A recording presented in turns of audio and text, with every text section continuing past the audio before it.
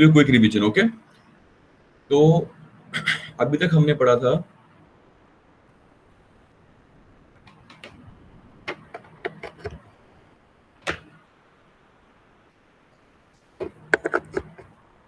चलिए, right, everything is good, let's start. So we were talking about capital structure. हम last class में capital structure के बारे में बात कर रहे थे। What is the meaning of capital structure, कि आपके कैपिटल का डिजाइन कैसा है, स्ट्रक्चर कैसा है, उसका व्यू कैसा है, मतलब कितना पैसा आप डेट से लेके आए हैं, कितना पैसा आप इक्विटी से लेके आए हैं, कितना पैसा आपने रिटेन अर्निंग से लिया है, ठीक है, और कितना कितना पैसे लेके आएंगे ये पता लगेगा हमको कॉस्ट ऑफ कैपिटल को ध्यान में रखते हुए, कॉस्ट ऑफ कैपिटल को ध्यान में रखते हुए, ठीक है। ये छोटा सा टॉपिक था जो पढ़ाना बड़ा जरूरी था, इंट्रोडक्शन के रूप में टॉपिक मैंने पढ़ाया था आपको। यहाँ पे इस पूरे टॉपिक से हमको समझने की एक बात थी, ओके, वो थी ये रिस्क, कंट्रोल एंड यहाँ पे मैं लिख देता हूँ इक्विटी शेयर, प्रेफरेंस शेयर और डेट।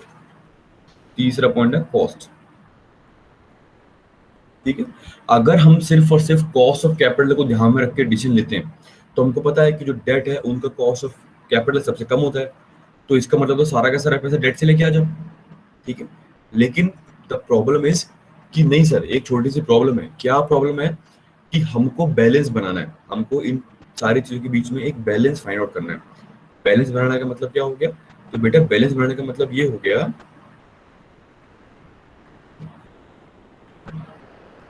जरा एक मिनट में बताता हूँ, ओके। उसका मतलब ये हो गया कि ऑल्दो डेट की जो कॉस्ट है वो लोएस्ट है, वो लोएस्ट है, लेकिन रिस्क हाईएस्ट है। समझ में आया आपको, डेट की कॉस्ट जो है वो लोएस्ट है और रिस्क जो है वो हाईएस्ट है। लोएस्ट क्यों है बेटा इसकी कॉस्ट, बिकॉज यहाँ पे अपन को टैक्स बेनिफिट मिल जाता है, ठीक है, क्योंकि टैक्स बेनिफिट मिल जाता है। और एक रीजन और है इसका, कि जो केडी है वो हमेशा कम होती है केई से, ठीक है। और रिस्क ज्यादा है। रिस्क ज्यादा क्यों है, क्योंकि आपको इंटरेस्ट का पेमेंट करना ही करना पड़ेगा, चाहे आपके पास प्रॉफिट हो या ना हो। आपको स्पेसिफिक इंस्टॉलमेंट जो आपको प्रिंसिपल का पेमेंट करना है वो भी आपको करना पड़ेगा, चाहे आपके पास पैसे हैं चाहे नहीं है, ठीक है। बात समझ आ गई। ऑन द अदर हैंड जब हम इक्विटी की बात करते हैं तो इक्विटी में क्या व्यू आता है, इक्विटी व्यू आता है जो कॉस्ट है वो हाईएस्ट है, लेकिन जो रिस्क है वो लोएस्ट है। आप समझ में आए, आपको बच्चों को बात समझ में आई। जो कॉस्ट है वो हाईएस्ट है क्योंकि लोग बागों की एक्सपेक्टेशन हमेशा ज्यादा होती है, ठीक है। अगर मैं कोई एक फिक्स्ड रिटर्न वाली सिक्योरिटी, फॉर एग्जांपल एफडी हो गया या कुछ भी ऐसी जगह पैसे जमा कराता हूँ, और या फिर मैं कुछ रिस्क ले रहा हूँ और मैं आपकी कंपनी में पैसे दे रहा हूँ, तो मेरी जो कॉस्ट है, जो मेरी एक्सपेक्टेशन है आपसे, वो ज्यादा होगी। और एक्सपेक्टेशन ज्यादा होगी तो जो कंपनी के लिए जो कॉस्ट है उस एक्सपेक्टेशन को मीट करने के लिए वो ज्यादा हो जाएगी, ठीक है। और रिस्क बिल्कुल कम है। क्यों कम है, क्योंकि आपको कुछ पैसे नहीं चुकाने उनको। भाई इक्विटी को पेमेंट कब होता है, जब कंपनी बंद होने वाली होती है, उस टाइम उनका पेमेंट होता है, ठीक है। कुछ फिक्स डिविडेंड नहीं है, अगर प्रॉफिट नहीं हुआ 5 साल तक तो 5 साल तक आपको कुछ भी उनको पे नहीं करना। तो ये एक बैलेंस है, तो हमको इसके बीच में एक बैलेंस बनाना जरूरी रहता है, ओके, रिस्क और कॉस्ट के बीच में। क्लियर हो रही है ना बात बच्चों को? Okay, I have 12 participants in the lecture.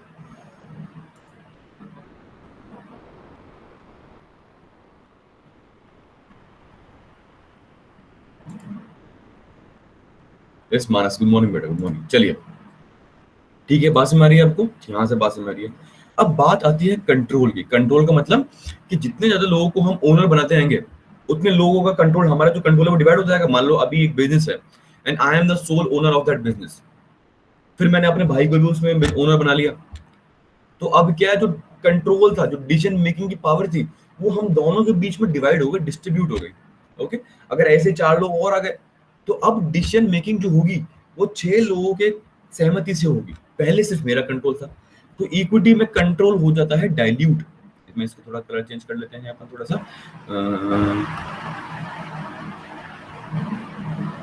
Okay, control हो जाता है हमारे पास डाइल्यूट। प्रेफरेंस शेयर में नो डाइल्यूशन, ठीक है, और डेट में भी नो डाइल्यूशन। आगे बात मैं आपको, प्रेफरेंस शेयर की जो रिस्क है वो लो होती है एज कंपेयर टू इक्विटी, ठीक है, और कॉस्ट जो होती है वो भी लो होती है एज कंपेयर टू इक्विटी, ठीक है ना, लो होती है, लेकिन इनमें भी कुछ फिक्स पेमेंट आपको करना ही पड़ता है, तो इसलिए इनकी रिस्क थोड़ी सी होती है, ठीक है। फिक्स पेमेंट प्रीमियम देना पड़ेगा इनको, सॉरी प्रीमियम जो डिविडेंड है, अगर आपने क्यूमुलेटिव इशू करा हुआ है तो आपको पेमेंट करना पड़ेगा डिविडेंड का, ठीक है। बच्चों को मेरी बात समझ में आ रही है क्या? इतनी बात क्लियर है आप लोगों को? अरे somebody can say yes, somebody can say no, कुछ तो बोल सकते हो यार, ऐसे क्या हो गया? Yes sir. Yes sir. Okay okay okay, चलिए बेटा, ब्रिलियंट है बात। अब आगे हम आज हमारा यूनिट सेकंड का जो सेकंड टॉपिक था वो शुरू करते हैं। चलो मैं आपको दिखा देता हूँ आपकी आपके सेकंड यूनिट में क्या क्या है। Can you see this? ये जो आपका एफओ एफएम का जो सिलेबस है दिख रहा है आपको? Yes sir. यस ठीक है। सर। सो इंट्रोडक्शन में हो गया हमारा कंसेप्ट, ये सब हमने पढ़ लिया था। इसमें एक टॉपिक बच रहा है इंडियन फाइनेंस सिस्टम, ये मैं पढ़ा दूंगा, कुछ नहीं, छोटा मोटा सा है। फिर आता है कॉस्ट ऑफ कैपिटल, इसमें हमने सब कुछ पढ़ लिया। देखिए, cost of different sources of finance, debenture, term loan, preference capital, equity, और मैंने आपको एडिशनल एक WACC का कंसेप्ट भी पढ़ा दिया, जरूरी था। सेकंड में देखिए, सबसे पहला था कंसेप्ट जो मैंने आपको अभी पढ़ा दिया, उसके बाद है लेवरेज जो मैं आज शुरू कराऊंगा, और EBIT और EPS एनालिसिस हम पहले कर चुके हैं। ये वही टेबल है जो हमने बनाई थी, अभी मैं आपको दोबारा से याद दिलाता हूँ टेबल कौन सी, ये हमने पहले कवर कर लिया, ठीक है ना बच्चों। तो एक टॉपिक बचता है लेवरेज का, एकदम आसान है, कुछ नहीं, 2-3 फॉर्मूले हैं जो आपको समझने हैं और याद करने हैं, चैप्टर खत्म, ठीक है। चलिए बेटा चलिए, तो अब हम आपको नया चैप्टर शुरू कर रहे हैं आप लोगों के साथ। तो जो चैप्टर आज हम शुरू करेंगे उससे पहले मैं आपको वो बता देता हूँ, EBIT EPT एनालिसिस। देखिए उधर लिखा हुआ है EBIT EPS एनालिसिस। ये सर ये क्या हो गया बेटा? कुछ भी नहीं है, तो वही टेबल है जो हम बनाते थे हर बार से, मैंने कई एग्जाम्पल में आपसे बनवाई है। EBIT, ठीक है, ध्यान से करेंगे। इसमें सबसे पहले माइनस करेंगे बेटा इंटरेस्ट, ठीक है, सबसे पहले इंटरेस्ट माइनस कर देंगे इसमें से। तो जो बच जाएगा हमारे पास, वो क्या बच जाएगा हमारे पास? हमारे पास बच जाएगा प्रॉफिट बिफोर टैक्स, ठीक है जी। हाँ सर, इसमें माइनस कर देंगे हम टैक्स का अमाउंट, क्या बच जाएगा हमारे पास? PAT, प्रॉफिट आफ्टर टैक्स बच जाएगा। ओके, हाँ सर ठीक है सर, बात समझ आ रही है। इसमें से माइनस कर देंगे हम सबसे पहले प्रेफरेंस डिविडेंड। भाई प्रेफरेंस वालों को पहले पैसा मिलेगा ना, ये इसी बात की तो प्रेफरेंस दे रहे हैं उनको, तो उनको पहला पैसा मिलेगा, तो उनका पहला माइनस कर देंगे। फिर बच जाएगा earning available for equity shareholders. आ गया जी, ठीक है। अगर अब हमको EPS निकालना है, तो EPS का फॉर्मूला क्या होता है? अर्निंग पर शेयर, तो मतलब earning divide by number of shares, ठीक है, earning divide by number of share. तो डिवाइड कर दूंगा नंबर ऑफ शेयर से, नंबर ऑफ शेयर से, तो मेरे पास आ जाएगा EPS, ठीक है। तो ये वही था एनालिसिस, मतलब आपने EBIT से शुरू किया और EPS निकाल दिया। फिर हमने इसको कई सिचुएशंस में देखा था, जब हमारी कंपनी में डेट है तब क्या होगा EBIT EPS, और जब डेट नहीं है, सॉरी जब डेट नहीं है आपकी कंपनी में तब क्या होगा EPS, वो सारी चीजें, ठीक है, ये सारी चीजें हमने देखी थी।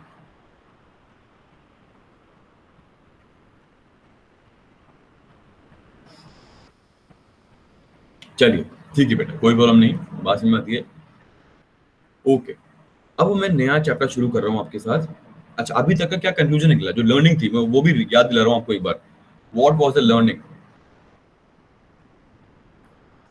लर्निंग क्या थी इस चैप्टर में जो हमने शुरू किया था ना, कैपिटल स्ट्रक्चर, उसकी लर्निंग क्या थी? Learning of capital structure. Learning क्या थी कि 100% equity not good, it is not good. Why? क्योंकि जो कॉस्ट है वो बहुत ज्यादा हो जाएगी, ठीक है, अभी बताया मैंने आपको, ऊपर टेबल बनाया, ठीक है ना। 100% equity is not good because जो कॉस्ट है वो बहुत ज्यादा हो जाएगी। Okay, 100% debt is also not good, is also not good because उस केस में जो रिस्क है वो बहुत ज्यादा हो जाएगी, ठीक है। तो हमको इनके बीच में बैलेंस बनाना है, बैलेंस। मैंने आपको समझाया था, मैंने आपको करके भी दिखाया था एक एग्जांपल शायद लास्ट लेक्चर में, कि भाई जिस कंपनी के पास डेट नहीं होता उनका जो EPS है वो कम होता है, ठीक है। तो डेट होना जरूरी है, मतलब हमने ये डिसाइड कर लिया था इस चैप्टर को पढ़ के कि सर ठीक है, तो कंक्लूजन क्या निकला? कंक्लूजन इज दिस कि कंपनी में डेट भी होना चाहिए और इक्विटी भी होना चाहिए, दोनों होने चाहिए, कुछ रेशियो में होने चाहिए, ठीक है, लेकिन दोनों होने जरूरी है, ठीक है। अब हम डिसाइड करेंगे रेशियो क्या होगा, ये डिसाइड करेंगे रेशियो क्या होना चाहिए, ठीक है। मतलब डेट से कितना परसेंट लेके आऊं और इक्विटी से कितना परसेंट मैं पैसा लेके आऊं। समझ आ रही के बाद आप लोग को? इसके लिए एक नया चैप्टर पढ़ेंगे हम जिसका नाम है लेवरेज या लीवरेज, कुछ भी बोल सकते हैं इसको।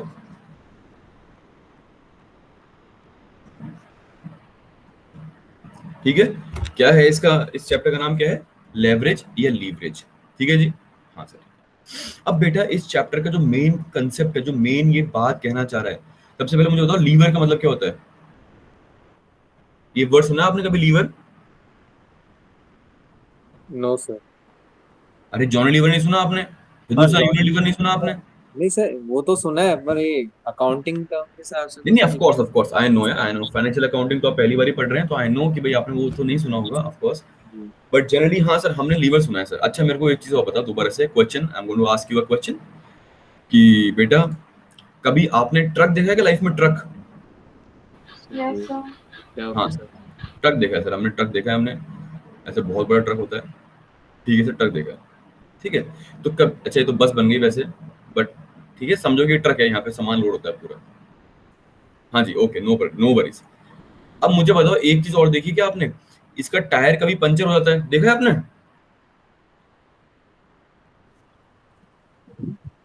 Tyre puncture? नहीं देखा? यस चलो सर। चलो नहीं देखा, छोड़ो छोड़ो, अगर नहीं देखा तो एग्जांपल चेंज कर देते हैं बेटा, अपने क्या जा रहा है, एग्जांपल चेंज।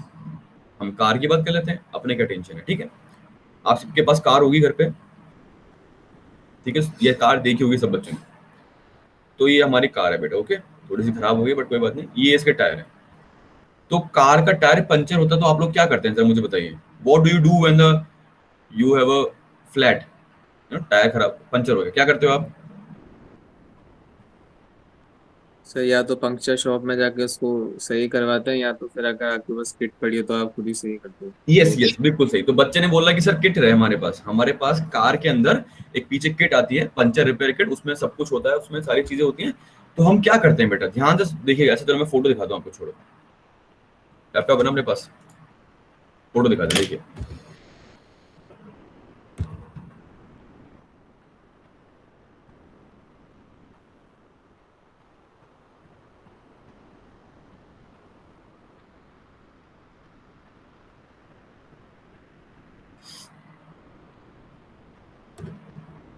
जरूर रुकिए ना एक मिनट, मैं देखता हूँ कौन सा कहाँ फोटो है, कुछ और परफेक्ट डालेंगे।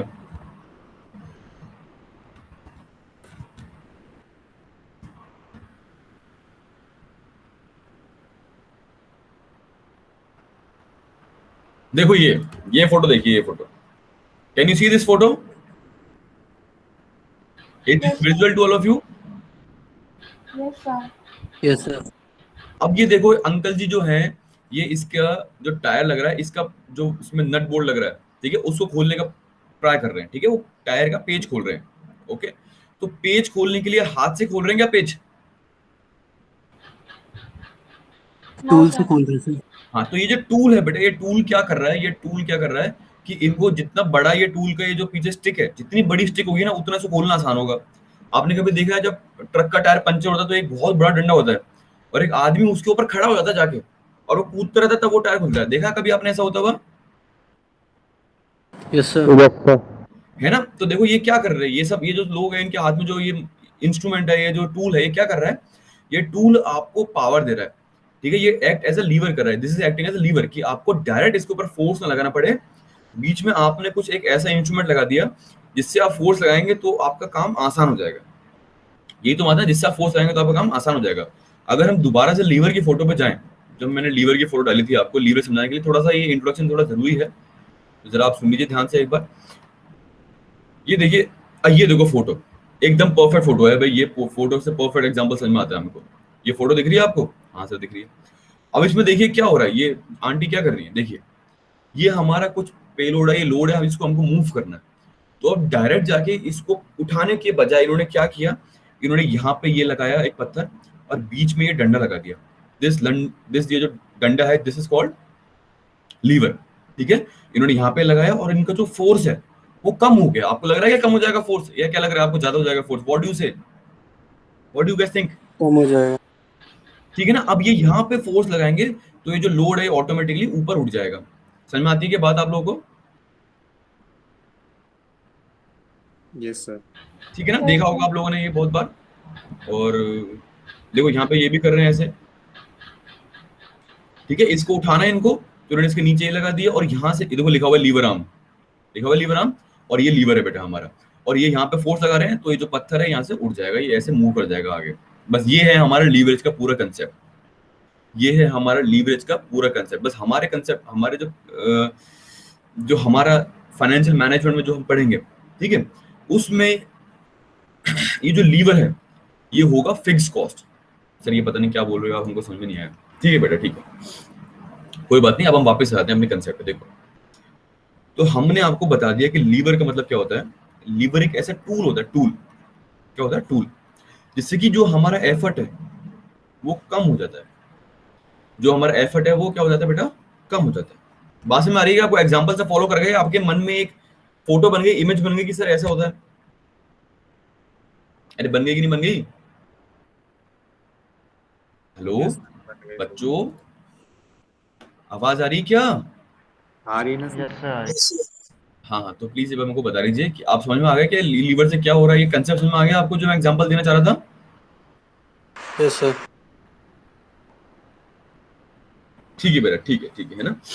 तो पॉइंट क्या है कि ये ऐसे काम हो गया। अब हमको क्यों सर ये, हमको तो ठीक है, तो साइंस की बातें हो गई सर, अब फाइनेंस में क्यों पढ़ा रहे हो बेटा? देखो, इसलिए पढ़ा रहे हैं क्योंकि जो लेवरेज का पूरा कंसेप्ट है वो बेस्ड है छोटे से कंसेप्ट के ऊपर, वो है leverage is based on fixed cost. ये क्या बोलता है, ये क्या बोलता है? ये बोलता है कि जैसे ही मैं अपने कंपनी के अंदर फिक्स्ड कॉस्ट को एम्प्लॉय करूंगा, फिक्स्ड कॉस्ट को यूज करूंगा, ठीक है, मेरा जो ईपीएस है, मेरा जो ईपीएस है वो बढ़ जाएगा।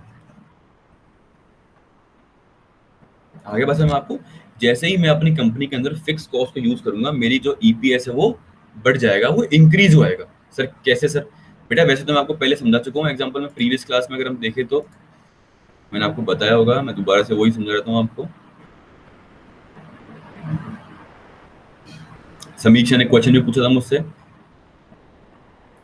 चलिए पता नहीं कहाँ पे होगा, मैं दोबारा बताता हूँ एक मिनट में। देखिए बच्चों, दोबारा से मैं दो कंपनी का एग्जांपल लूंगा आपके सामने, एक है कंपनी ए और एक है कंपनी बी, ठीक है। दोनों का जो टोटल कैपिटल है, जो टोटल कैपिटल है दोनों कंपनीज का, वो टोटल कैपिटल सेम है। ए का कैपिटल भी है कितना, 5 लाख, और इसका भी है 5 लाख, ठीक है जी। दोनों ने सेम पैसा बिजनेस कंपनी में लगाया हुआ है, सेम पैसा मार्केट में लगाया हुआ है, ठीक है। ए जो पैसा लेके आया था वो आया था इक्विटी से और डेट से। इक्विटी से 3 लाख और डेट से 2 लाख।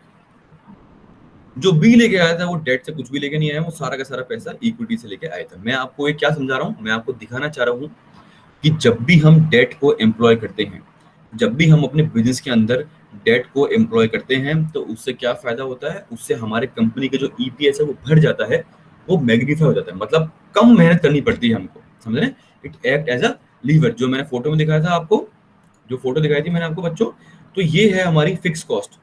हमारा काम आसान हो जाएगा, हमारा काम क्या हो जाएगा, आसान हो जाएगा। ओके, ये मैं आपको समझाना चाहता हूँ इस एग्जांपल के थ्रू। ठीक है सर, ये बात तो खत्म हो गई यहाँ पे। अब हम बात करते हैं रिटर्न की। दोनों कंपनी ने पैसा लगाया सेम अमाउंट, 5 लाख, तो दोनों को रिटर्न मिला कितना, 30,000। एग्जांपल लेते हैं, कितना मिला, 30,000 रुपीज इनको रिटर्न मिला, ठीक है। अब इनको सबसे पहले यहाँ पे पे करना है इंटरेस्ट, इंटरेस्ट पे करना है। तो मान लेते हैं इंटरेस्ट की रेट थी हमारी 5%, ओके। तो यहाँ पे हो जाएगा 2 लाख का 5%, कितना, 10,000 रुपए आपका इंटरेस्ट का पेमेंट हो गया। यहाँ पे है जीरो, क्यों जीरो, क्योंकि आपने डेट कुछ भी लिया ही नहीं है, डेट है ही नहीं, तो इंटरेस्ट क्यों पे करोगे, ओके। जो नेट बच गया आपका, जिसको हम बोलते हैं प्रॉफिट बिफोर टैक्स, ये बच गया आपका 20,000 और यहाँ पे बच गया 30,000। ओके, फिर आप पे करेंगे टैक्स। तो टैक्स पे करेंगे, मान लेते हैं 50% की 40% की रेट मानते हैं, 40% की रेट से टैक्स पे करेंगे। तो 40% 8,000 आपने टैक्स पे कर दिया, यहाँ पे 12,000 आपने टैक्स पे कर दिया, रिमाइंडर बच गया आपके पास 18,000 और यहाँ पे बच गया 12,000। Okay, this is the earning available for equity share holder. अब मैं मानता हूँ कि दोनों ही कंपनी के जो शेयर थे वो 100 रुपए के थे at the rate 100 rupees.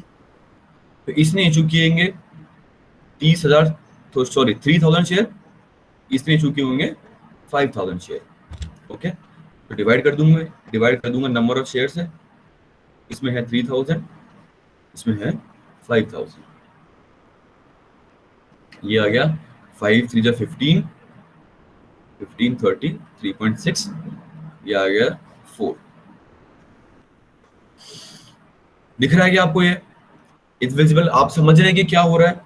Are you able to get what I am trying to say? मैं ये बताना चाह रहा हूं कि जो भी कंपनी इंटरेस्ट पे करेगी या जो भी कंपनी अपने कैपिटल स्ट्रक्चर के अंदर डेट को एम्प्लॉय करेगी, उस कंपनी का जो अर्निंग है वो ज्यादा हो जाएगा, उसका जो ईपीएस है वो क्या हो जाएगा? मैग्नीफाई हो जाएगा, मतलब ज्यादा दिखेगा हमको। ठीक है, मैग्नीफाई हो जाएगा। क्यों हो जाएगा मैग्नीफाई? क्योंकि इंटरेस्ट जो होता है वो टैक्स डिडक्टेबल एक्सपेंस होता है, मतलब इंटरेस्ट को माइनस करते हैं उसके बाद टैक्स पे करते हैं। तो इंटरेस्ट पे करने का हमारे पास एक टैक्स बेनिफिट मिलता है, हमको टैक्स कम पे करना पड़ता है। दिख रहा है ना आपको? इस कंपनी ने पे किया था 12,000 टैक्स, इन्होंने पे किया 8,000 टैक्स, तो इस कंपनी को 4,000 रुपए टैक्स की सेविंग हुई। टैक्स कम करना पड़ा इनको। क्यों पे करना पड़ा कम? क्योंकि इन्होंने इंटरेस्ट पे किया था ऊपर। समझ गए आप लोग? समझ गए? हाँ सर समझ गया बात को।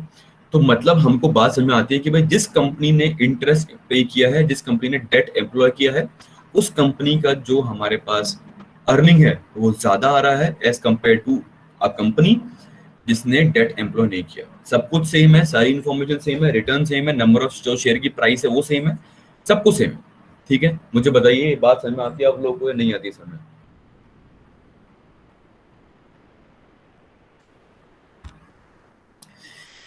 Is it clear to everyone or is it not clear? Please मुझे बताइए सब बच्चे।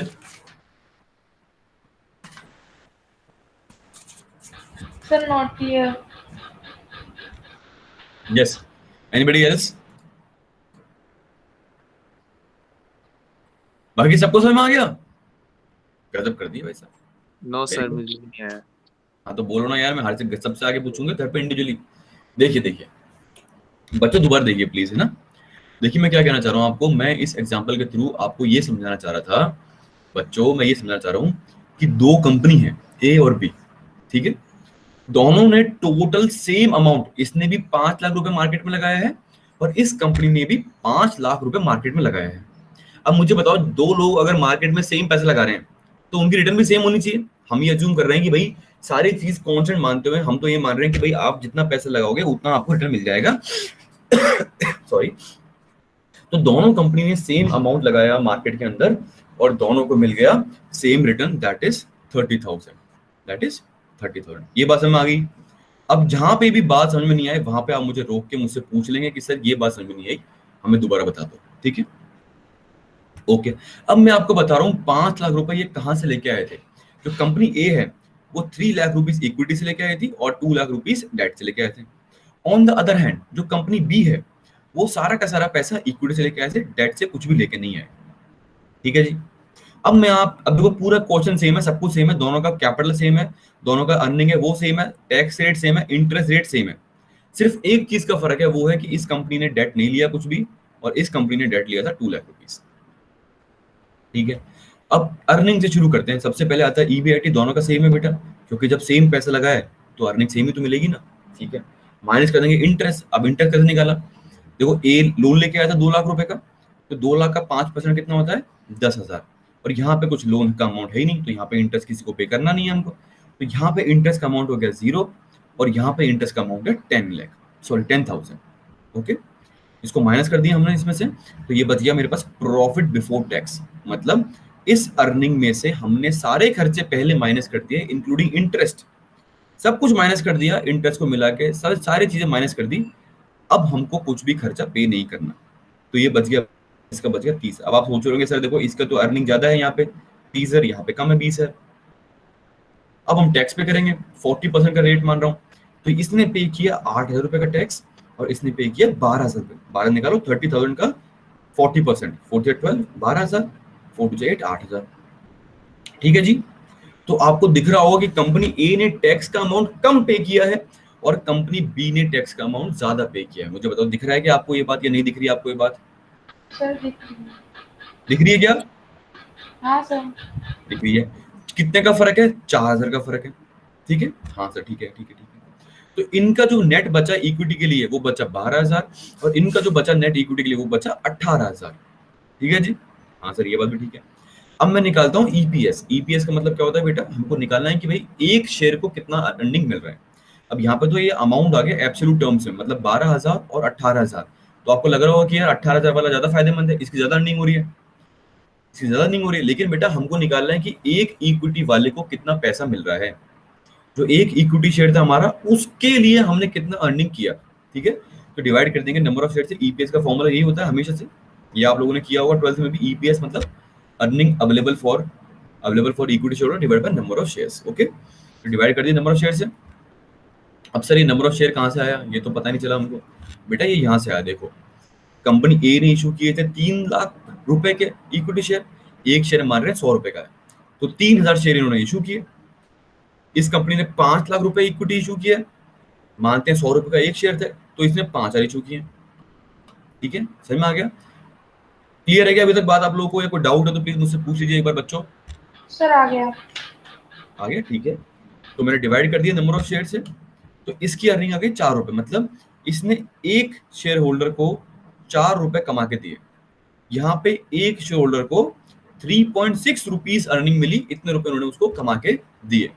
तो कौन सी कंपनी का शेयर होल्डर बनना आप प्रेफर करेंगे? अगर आपके पास चॉइस है, अगर आपके पास ऑप्शन है, तो आप दोनों में से कौन सी कंपनी को पिक करेंगे? You will pick company A और you will pick company B? Sir B. हाँ जी, बाकी बच्चे क्या बोलते हैं?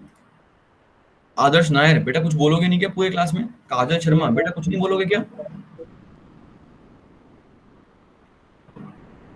Yes, my question to you is which company are you going to pick? Company A या कंपनी बी? अगर आपको इनका शेयर होल्डर बनना है तो आप कौन सी कंपनी का शेयर होल्डर बनना चाहोगे, ए का या बी का? सर बी का। हाँ तो तानिया ने बोल दिया बी। बेटा मैं सुन लिया तानिया, सर आपने काजल ने बोला है, तान्या ने नहीं। अच्छा काजल ने बोला है कि ओके बेटा काजल ठीक है, तो काजल ने बोला B. Okay okay, no problem. हाँ जी, बाकी बच्चे क्या बोल रहे हैं? बी। आदर्श बोल रहे हैं बी। ठीक है, सबको बोलना है।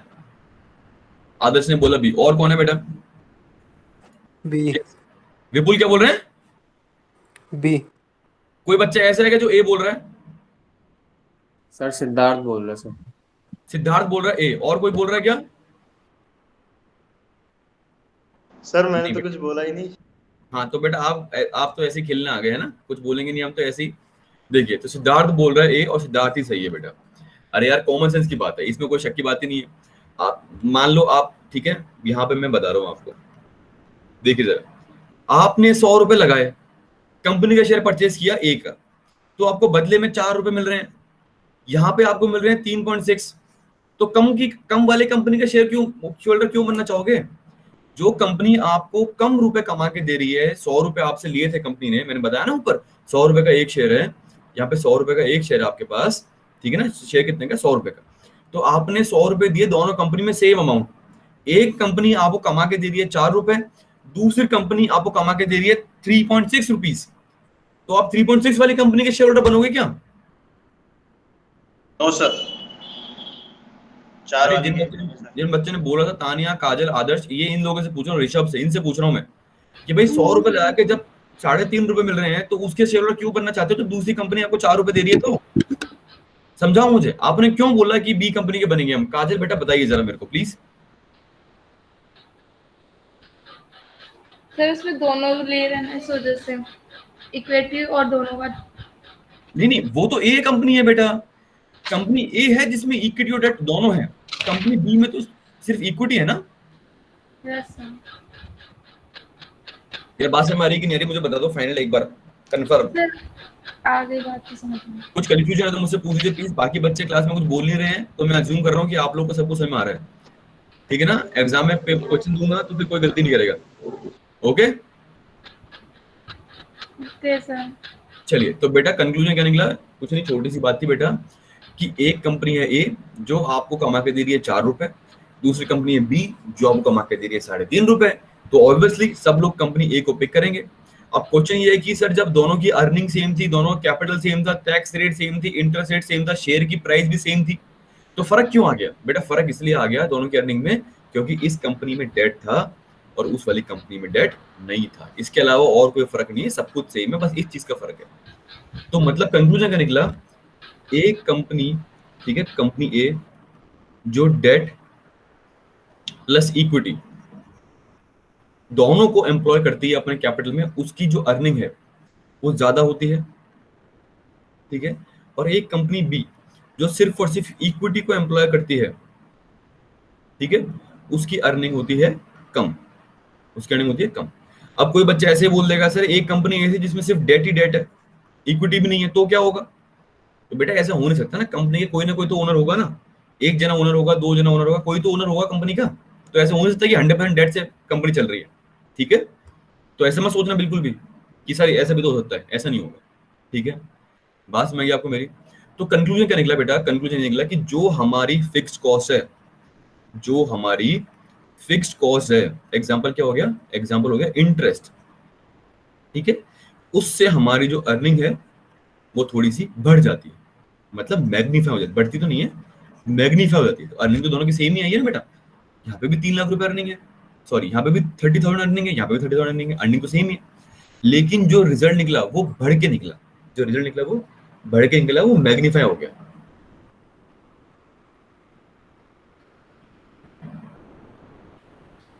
ओके जी, बात समझ आ गई आपको या नहीं है समझ में आपको ये बात? क्लियर है क्या बात बच्चों? सर वो जो लास्ट में बोला था ना आपने, वो रिपीट कर दो एक बार। हाँ बेटा रिपीट कर देते हैं। देखिए देखिए लास्ट में क्या बोल रहा हूं मैं, जिस कंपनी, अगर हम कंपनी ए का बात करते हैं, सर ये इस फिक्स्ड कॉस्ट वाला। हाँ, जो भी कंपनी फिक्स्ड कॉस्ट एम्प्लॉय करेगी अपने कैपिटल के अंदर, मतलब फिक्स कॉस्ट लेके आएगी, मतलब कुछ एसेट वगैरह परचेज करेंगे, वो कंपनी कुछ फिक्स खर्चे कर देंगे, उनकी जो अर्निंग है वो ज्यादा हो जाएगी, है ना, अर्निंग बढ़ जाएगी, ठीक है। ऐसा लगेगा कि उनकी अर्निंग बढ़ गई। देखा ना आपने, 4 आ रहा है यहाँ पे 3.5 आ रहा है, तो इनकी अर्निंग ज्यादा आ रही है और इनकी अर्निंग कम आ रही है। ओके, हाँ सर बात में आ गई, ठीक है। अब फिक्स कॉस्ट जो होती है उसी को बोलते हैं लेवरेज, ठीक है, उसी को बोलते हैं लेवरेज। लेवरेज का जो एक्चुअल में डेफिनेशन है वो मैं बोल के बता रहा हूं, आप लोग जरा देखेंगे एक बार।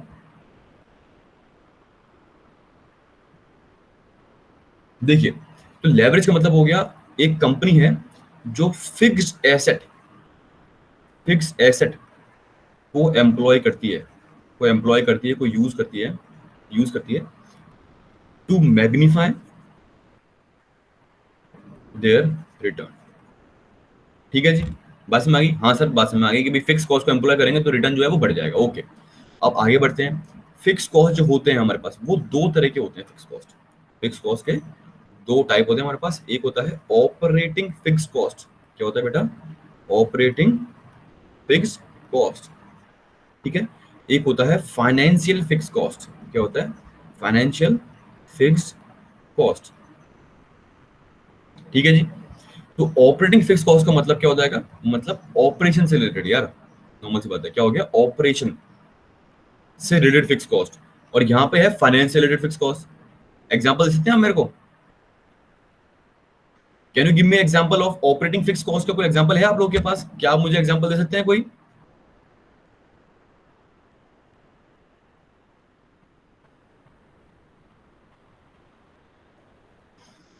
अरे ऑपरेटिंग फिक्स कॉस्ट का एग्जांपल दे सकते हो क्या? मुझे बता दो यार, ऐसे क्या कर रहे हो बच्चों? Hello hello, is my voice clear? Hello hello 1 2 3 mic testing. Hello yes sir, yes sir. अरे तो बोल तो दो भाई, आवाज आ रही है, क्या हो रहा है बच्चों, ऐसे ही करते हो यार। हाँ जी प्लीज बच्चा मुझे बताइए जरा कि आप लोगों को ये समझ में आया क्लासिफिकेशन ऑपरेटिंग फिक्स कॉस्ट जो होती है दो तरह की होती है बेटा। ऑपरेटिंग फिक्स कॉस्ट मतलब जो ऑपरेशन रेट है, एग्जांपल क्या होगा, रेंट।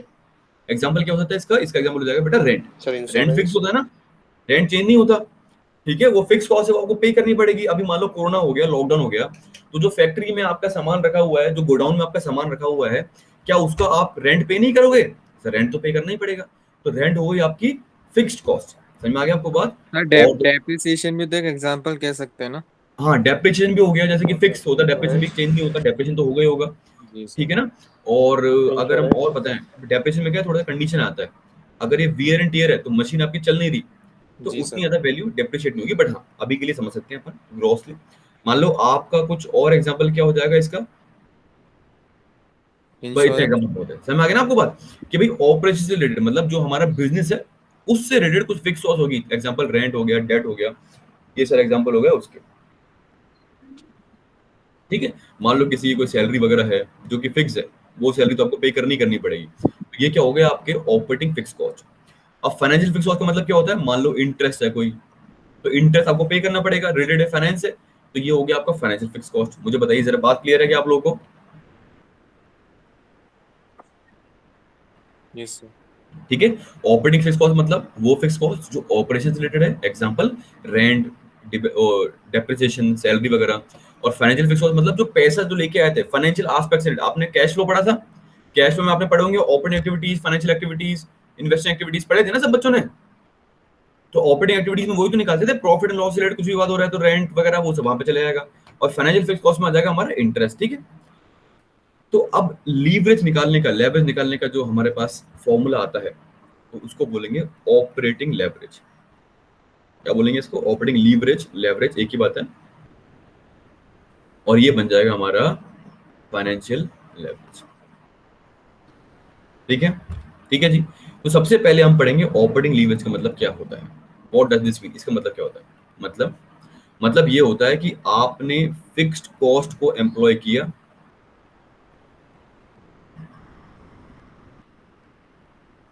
ठीक है, किया, और उससे आपका जो रिजल्ट है, रिजल्ट जो है आपका वो बढ़ गया, ठीक है, इंक्रीज हो गया। जो आपका एक्टिविटी का जो रिजल्ट था वो इंक्रीज हो गया। एग्जांपल देखिए कैसे। एग्जांपल इसका फॉर्मूला क्या बन जाएगा, ऑपरेटिंग लीव का फॉर्मूला क्या बन जाएगा बेटा? ऑपरेटिंग लीव का फॉर्मूला बन जाएगा कंट्रीब्यूशन अपॉन ईबीआईटी। हाँ एकदम सही, क्या बन जाएगा? कंट्रीब्यूशन अपॉन ईबीआईटी, ठीक है जी। क्या बन गया? Contribution upon EBIT. अब मुझे बताइए ईबीआईटी क्या होता है? Do you know what is EBIT? हाँ सर ईबीआईटी तो हमको पढ़ाया था अभी आपने, earning before interest and tax. क्या होता है ये? Earning before interest and tax, ठीक है। अब ये कंट्रीब्यूशन क्या होता है सर? ये तो हमको पता नहीं है सर, ये तो हमने कभी सुना नहीं है कंट्रीब्यूशन क्या होता है, ठीक है। तो बेटा कंट्रीब्यूशन का मतलब एक काम करते हैं, मैं आपको अभी थोड़ा ग्रॉसली बता देता हूँ एक बार, बाकी नेक्स्ट क्लास में दोबारा से बताऊंगा डिटेल में। कंट्रीब्यूशन का मतलब क्या होता है, देखो एक और टेबल बनती है, जैसे कि सेल्स प्राइस। सेल प्राइस है हमारी 10 रुपए, ठीक है। लेस कर देंगे इसमें से वेरिएबल कॉस्ट। आपको पता है वेरिएबल कॉस्ट क्या होता है? शायद पता नहीं होगा बच्चों, 6 रुपए।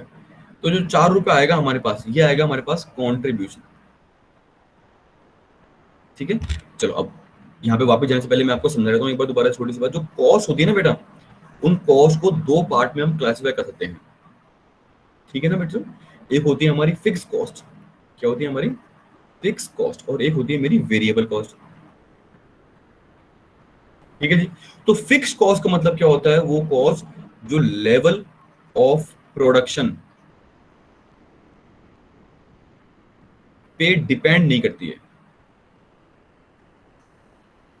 पे डिपेंड नहीं करती। या इसको अगर थोड़ा सा बेटर वे में बोले, अगर थोड़ा सा और ढंग से बोले इसको, तो क्या बोलेंगे? स्केल ऑफ ऑपरेशन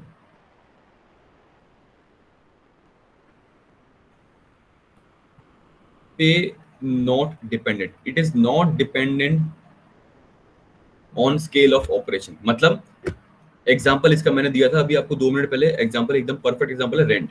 एग्जांपल क्या है बेटा? रेंट। चाहे आप फैक्ट्री में 1 यूनिट बनाओ, ठीक है, चाहे 2 बनाओ, चाहे 10 बनाओ, चाहे 10,000 बनाओ, ठीक है ना, रेंट तो उतना ही पे करना पड़ेगा आपको। मुझे बताइए सब बच्चे समझ रहे हैं बात को कि नहीं समझ रहे हैं? सर आ रही है समझ में। आ रही ना बात समझ में कि भाई रेंट तो उतना ही जाएगा आपकी फैक्ट्री का, चाहे आप उसमें प्रोडक्शन करो चाहे मत करो। भाई ऐसा थोड़ा ना होगा। फॉर एग्जांपल अगर कभी आपके लेबर ने स्ट्राइक कर दी, तो आप ये थोड़ी बोलोगे सामने वाले आदमी को कि सर मैं तो है ना रेंट नहीं दूंगा क्योंकि इस बार तो मैंने प्रोडक्शन ही नहीं किया, लेबर ने स्ट्राइक कर दी थी। तो ऐसे तो काम चलेगा नहीं ना, ठीक है। तो ये बात मतलब प्रोडक्शन का लेवल चाहे कुछ भी हो, आपको जो है रेंट पे करना पड़ेगा। जो फिक्स खर्चे हैं वो रहते ही हैं, वो चाहते नहीं, वो नहीं करते स्केल ऑफ ऑपरेशन पे कि आप 50% ऑपरेशन कैपेसिटी पे ऑपरेट कर रहे हैं या 10 बना रहे हैं, 20 बना रहे हैं, जो भी बना रहे हैं, ठीक है। लेकिन वेरिएबल कॉस्ट का मतलब क्या होता है? एग्जांपल समझो वेरिएबल कॉस्ट का। एग्जांपल मान लीजिए मेरे को एक टी शर्ट बनानी है, ये टी शर्ट बनानी है मेरे को, ओके। तो दिस टी शर्ट, तो इस टी शर्ट में जो कपड़ा लगा है, इस टी शर्ट के अंदर जो क्लॉथ लगा है, क्लॉथ, ठीक है। अब मुझे बताइए फॉर एग्जांपल हम अज्यूम करते हैं एक टी शर्ट को बनाने के लिए आपको 2 मीटर कपड़ा चाहिए, ठीक है। अज्यूम कर लिया एक टी शर्ट को बनाने के लिए आपको 2 मीटर का कपड़ा चाहिए, ठीक है। अब मुझे बताओ अगर आप 5 टी शर्ट बनाएंगे तो what is the quantity of cloth that you need? कितना मीटर कपड़ा चाहिएगा आपको, बताइए जरा मुझे। एक सर, कपड़े 10 के लिए मीटर। 10 मीटर। हाँ, तो बच्चों ने बोला सर 10 मीटर चाहिएगा, इसमें क्या बात है। अब मैं बोलता हूँ बेटा अगर 50 टी शर्ट बना रहे हो तो कितना चाहिएगा आपको? सर 100 चाहिएगा सर 100 बिल्कुल मीटर। सही। 100 मीटर। अगर 500 बना रहे हो तो कितना चाहिए? सर वो तो उतने 1000 चाहिए। अब मैं कहता हूँ एक भी नहीं बनाई टी शर्ट आपने, आपने एक भी टी शर्ट बनाई तो कितना कपड़ा चाहिए आपको?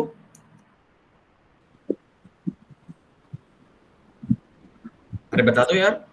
जब टी सर, शर्ट 2 मीटर। कपड़े जब टी शर्ट ही नहीं बना रहे तो कपड़ा क्यों लोगे? आपको बिल्कुल भी कपड़ा नहीं चाहिए टी शर्ट बनाने के लिए, तो जो एक 0 मीटर। अब आपको दिख रहा है कि डायरेक्टली डिपेंडेंट है। 5 बना रहे हैं तो 10 बन रहा है, 50 बना रहे हैं तो 100 बन रहा है। 100 मीटर चाहिए हमको, ठीक है। 500 टी शर्ट बना रहे हो तो 1000 मीटर कपड़ा चाहिए आपको। मतलब है डायरेक्टली डिपेंडेंट है। अगर एक भी नहीं बनाओगे टी शर्ट तो आपको कपड़ा चाहिए ही नहीं, ठीक है ना। मान लो आपका लॉकडाउन लग गया, 2 महीने का लॉकडाउन है और आपकी फैक्ट्री बंद रखी हुई है, तो उसके बाद भी आप टी शर्ट के लिए जो क्लॉथ है उसको परचेज करते रहोगे क्या? नहीं सर, परचेज नहीं करेंगे। हम उनको बोलेंगे सर अभी तो हमारा प्रोडक्शन रुका हुआ है तो हमको नहीं चाहिए टी शर्ट का कपड़ा, ठीक है। आप आने वाला ऑर्डर को प्लेस नहीं करोगे। समझ में आ रही बात? तो 2 तरह की कॉस्ट होती है बेटा हमारे पास, एक होती है फिक्स कॉस्ट और एक होती है वेरिएबल कॉस्ट। अब मैं आपको फटाफट से क्विक रिवीजन दे देता हूँ सर जल्दी एक से। बार फिर से बता पूरी बात देते का। लास्ट वाला। हाँ बेटा देखिए फिर से सुन लीजिए। मैं बोल रहा हूँ फिक्स कॉस्ट वो कॉस्ट होती है जो लेवल ऑफ प्रोडक्शन में डिपेंड नहीं करती। रेंट हो गया, डेप्रिसिएशन हो गया, तो ये क्या है? ये अगर आप एक यूनिट बनाओ, अगर मान लो रेंट मेरा 5,000 रुपए है, ठीक है, तो आप फैक्ट्री के अंदर एक रुपए का यूनिट बनाओ या 10 बनाओ या 10,000 बनाओ, रेंट तो आपको 5,000 ही पे करना पड़ेगा, ठीक है। लेकिन जो वेरिएबल कॉस्ट होती है, उन वेरिएबल कॉस्ट में क्या होता है? वो डायरेक्टली डिपेंडेंट होती है क्वांटिटी प्रोड्यूस से। जो वेरिएबल कॉस्ट है वो डिपेंडेंट होती है क्वांटिटी प्रोड्यूस से। अगर एक टी शर्ट बनाई तो 2 मीटर चाहिए, तो 500 बनाओगे तो 1000 मीटर चाहिए। देख रहे हो ना, उसी सेम प्रोपोर्शन में चाहिए, उसी सेम प्रोपोर्शन में बढ़ रहा है, मतलब 2 गुना है, ये 2 टाइम्स है ना। तो जितनी भी टी शर्ट बनाओगे उसका 2 टाइम्स आपको क्लॉथ चाहिएगा। और अगर कुछ भी नहीं बनाओगे तो कुछ भी नहीं चाहिए आपको, ठीक है। तो मतलब ये जो है ये डायरेक्टली डिपेंडेंट है, मतलब डायरेक्टली प्रोपोर्शन है to the level of production, level to production. और ये क्या है? It is not related to production.